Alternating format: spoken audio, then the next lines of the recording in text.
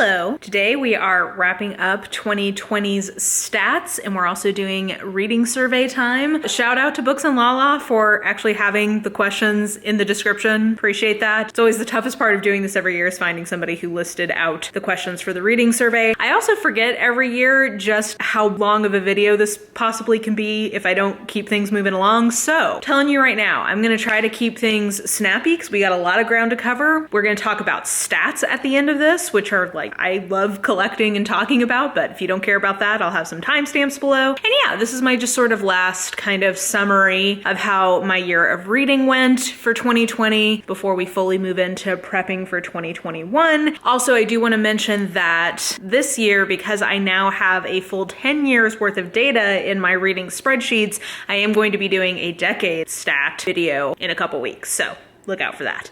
Without further ado, let's start with the reading survey. First question is, how many books did you read in 2020? I read 345 books in 2020, which we will dissect more. Number of pages was 92,758. And my most read genre is what I would describe as speculative romance. So that is either like sci-fi romance or fantasy romance, which is a different one for me. But we will get into a lot more details about some of those stats later on. Favorite 2020 release? Okay, I want to just preface, so the first two questions are favorite 2020 release and favorite older title or backlist title. So I just want to just put out, so many of these questions could be answered by Black Sun by Rebecca Roanhorse or Black Reconstruction in America by W.E.B. Du Bois. So just know that like any place where these could be the answers, these were the original answers that I put. So I'm only gonna use these as my official answers for the first two, but just know you could have been hearing about both of these books for this entire reading survey. Favorite 2020 release was definitely Black Sun by Rebecca Roanhorse. Also most beautiful cover, also so many other things. But I absolutely loved this foray of hers into high fantasy. This is one of my favorite high fantasies I have ever read. It is kind of a quest type structure, but it also is heavy in its political machination stuff because we've got a lot of kind of politics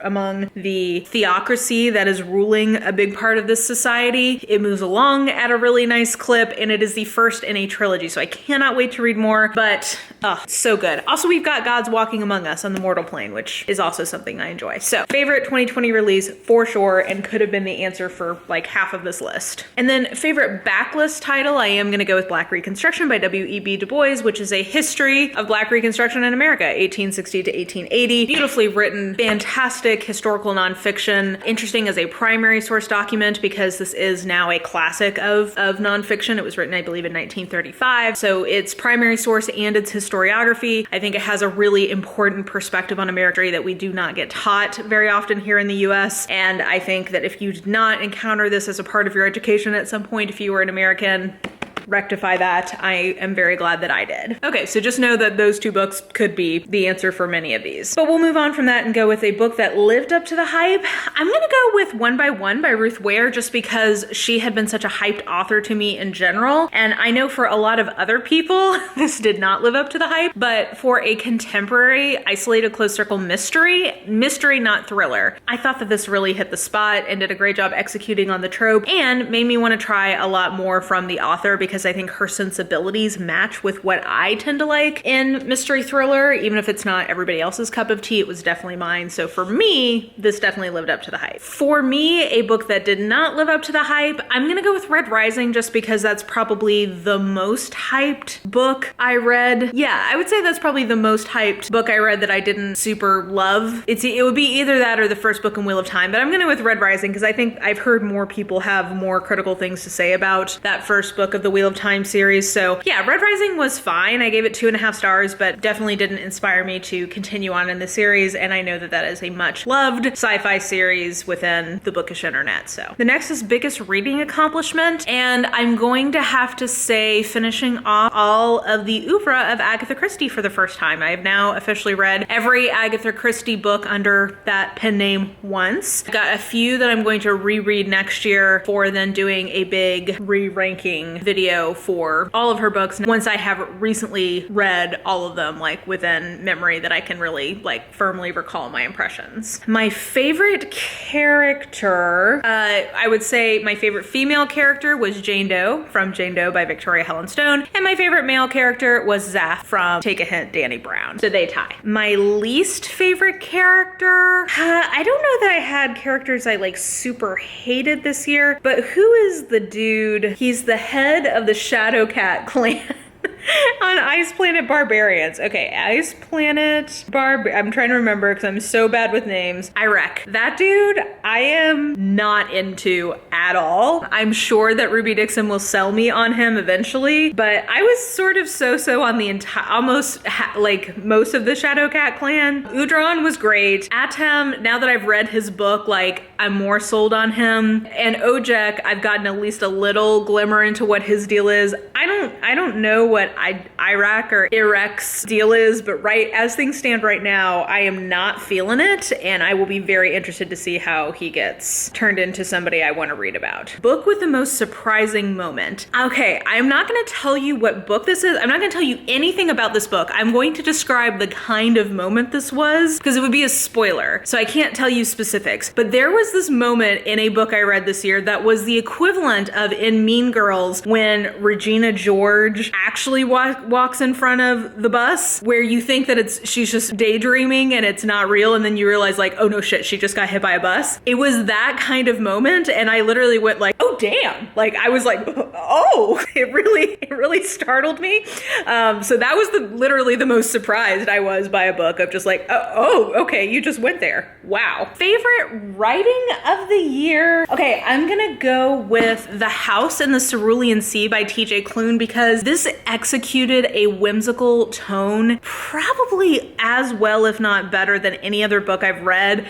I just think the writing style of this accomplished exactly what it was trying to do so well and really enticed me to read more from this author. I just thought that like just sort of the authorial voice, the authorial posture towards the characters, the kinds of characters the author developed, just was really lovely to spend time with. So I would say this was my favorite writing of the year. The book that I push the most people to read, I think just based on like the receipts from all of my live streams, I'm gonna have to say All Systems Red, Murderbot, the Murderbot Diaries. I constantly have people telling me that they gave that series a try because of me, especially this year because that was in my top list of last year. So I mean, I always get people telling me that they've read Agatha Christie because of me, or Kate Daniel. Like there's a few kind of ones that I get a lot of people telling me like, oh, I read this on your recommendation, I really liked it. But I would say this year in particular, there was a huge uptick in people telling me that they read All Systems Red because of my recommendation. And then in terms of a book I will be recommending the most, I went with Percy Jackson, because this is just like, I have so many thoughts about Rick Riordan and Percy Jackson and sort of the Riordan verse. But in terms of something that is like widely recommendable, that I will be widely recommending to people, I think this is going to be one you'll hear a lot of from me over the next year, just because I feel like this is one that totally lived up to the hype for me. This could have been my like living up to the hype thing, and I just have a lot of thoughts about it. I think that this is better than Harry Potter. So anyway, I think this is what I will be recommending widely to a lot, because I mean, again, Blacks, I have a lot of ones I've been pushing on people, but I think that's one that is very widely recommendable to people. Favorite newly discovered author, I'm gonna go with P. Djeli Clark, who wrote Ring Shout. This was one of my favorite books of the year. I think I ended up putting this at number 3. And I also read A Dead Djinn in Cairo from P. Djeli Clark and loved that, and I'm excited to get into that series. So this is basically, I think I've just found a new author who I really vibe with, and I think is getting very quickly on the road to being an auto-buy author for me. Even after just the first couple things I've read from him, I'm like, oh no, like kind of like when I read Rebecca Roanhorse, I just early on had that feeling of like, yeah, like I really like what you do. I vibe with it, and I'm gonna like pretty much anything you put out. And then let's see, favorite cover. Oh, I mean, I'm sorry. I know I said I wasn't, I just love this cover so much. So I think I'm just gonna cheat and say that. But I really do like Ring Shout as well. I think that's a great cover. There's a lot of great cover design this year. So, oh, actually, you know what? I have a different answer. Hold on. I'm gonna say this new entry in the new Penguin Clothbound Classics series series this year, which is Grimm's Tales for Young and Old by Philip Pullman. This is from Coralie Bickford Smith. I absolutely love her cover sensibilities, and this is one of my favorites in the series, period. I just love how vibrant this is. I just love this cover. So I will say this is my favorite cover. Book that made me cry the most. Well, I can't go back my old favorites. Okay, I'm gonna say the book, besides the ones I've already talked about, the book that made me cry the most, I'm gonna say is The Burning God by R.F. Kuang, because what a journey we've been on with this character, and I get emotional talking about Ren to this day. And then the book that made me laugh the most, I laughed out loud to Network Effect. What are the books I laughed out loud to Network Effect, to Percy Jackson. I definitely laughed out loud to Percy Jackson at several points. Also Magnus Chase. There's, towards the end of Magnus Chase, there's a scene that literally had me laughing for a couple of minutes. And then also Take a Hint, Dani Brown, and just the Brown sisters trilogy in general from Talia Hibbert. This made me laugh a lot. She's so witty and her humor just works for me. Favorite reread? Well, I did go back and reread a couple of Jessica Clare and Jessica Sims titles because of how into Ruby Dixon I was getting, and those are some of her other pen names. So yeah, I think just generally remembering why I've always said Jessica Clare is like one of my favorite romance authors. And then most surprising 5-star read, I think I would probably say Ring Shout, just because I was pretty sure from the premise that I was really gonna love this, but once I got into it and just like was so blown away by it. I remember also because I originally gave it 4.5 stars, and then when I got to my month end wrap up and I started talking about it, in the process of talking about it out loud, realized like, no, why didn't you just give this a 5-star, because this is a 5-star read. So I think I would say this one. Okay, and I think those are all of our survey questions. So now we're gonna get into some stats. So I should caveat that some of my collection stats may be slightly off because I'm, peeking behind the curtains here. I'm filming this on the last day of December, and I do have a couple of books I need to catch up with that I've got on an e-edition. So just heads up there. These collection stats may be slightly off. Okay, so as of the end of 2020, I have 2,877 books in my collection,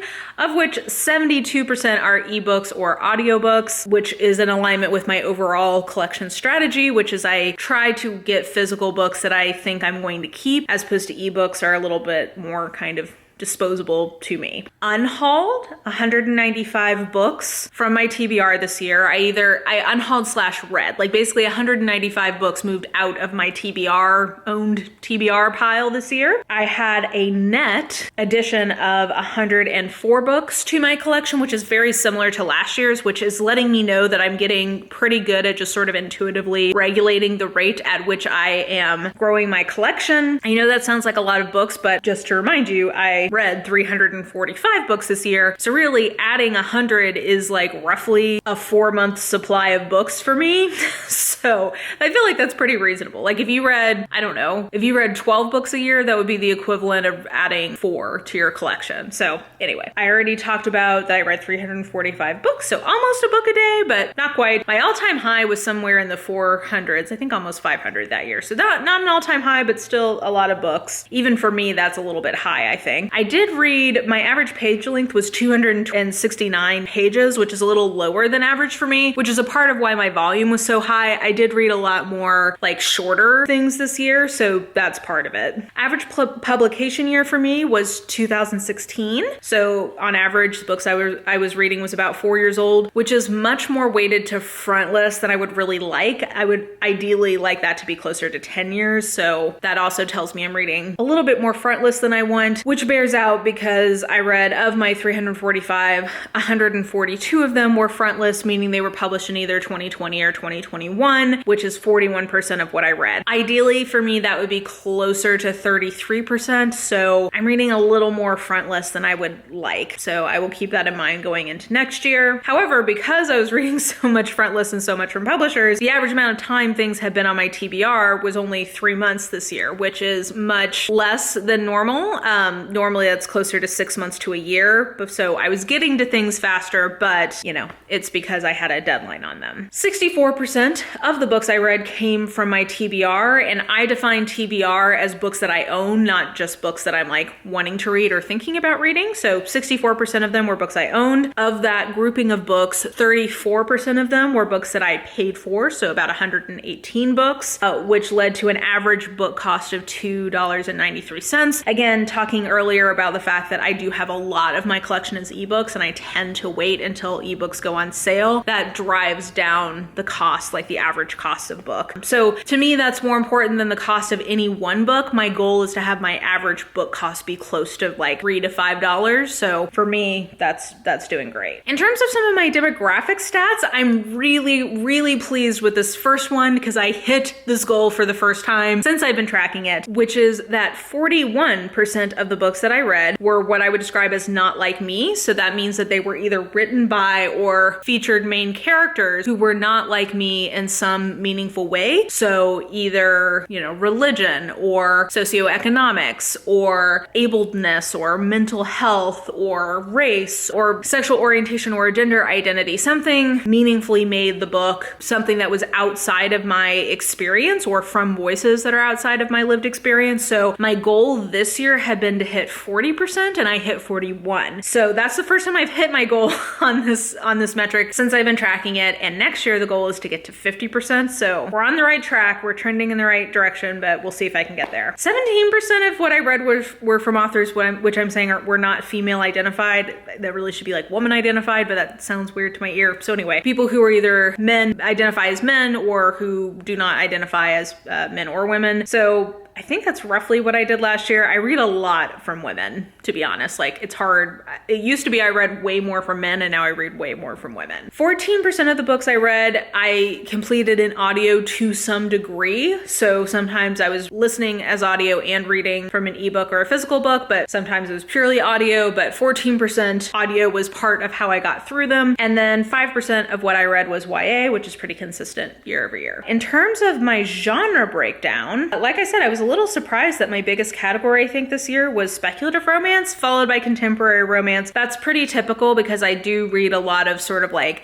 light, heavy. That's sort of the cadence of my reading. As I read a book that's a little bit lighter, then I read a book that's a little bit heavier. That constitutes a big percentage of what I read just because of that. And my third category was mystery. So again, falling into that sort of pattern of light and heavy. Then I had fantasy, nonfiction, and sci-fi. I read roughly the same amount of all of those, which tend to be a little chunkier books or weightier books for me, as well as general fiction, also a little weightier normally. And then I did have a little sliver of historical romance in there as well. So a pretty typical genre breakdown for me year over year. In terms of the age breakdown, I did also just want to show you guys kind of what skewing here was. The vast majority of what I'm reading are from the 2010s or 2020s, and I do want to get a little bit better about that. And then in terms of where I got books from, because I do have a Kindle, a lot of my books end up coming from Amazon, which you can see. Second biggest was from Kindle Unlimited, because I am a Kindle Unlimited subscriber. And then my third biggest category was actually publishers, because I got a lot of front list ARCs this year. And then finally, my ratings breakdown. My average rating for the year was 3.35 stars, which I think is great. Anything over 3, doing great. To me, that's somewhere between a B and a B plus kind of book. So good job picking books I was gonna like. And you can see the distribution here. It's pretty close to a bell curve. 3 stars is my most frequently given out rating, followed by 4 stars and then 3 stars. And then I've got a few kind of outliers sort of at the tails either way. So I think those are all of my stats. I hope my fellow book stats nerds, that satisfies your curiosity. I always enjoy watching this on other people's channels. So let me know how your year of reading went, either kind of qualitatively with some of these reading survey questions or quantitatively if you want to share any of your stats. Let me know that in the comments down below. And yeah, I think that will do it for me for now. So if you enjoyed this video, please like, subscribe, follow me on the social medias if you are so inclined. I have all that information listed in the description box below, and I think that will do it. I hope you're having an absolutely lovely day today, and I will just talk to you soon. Bye.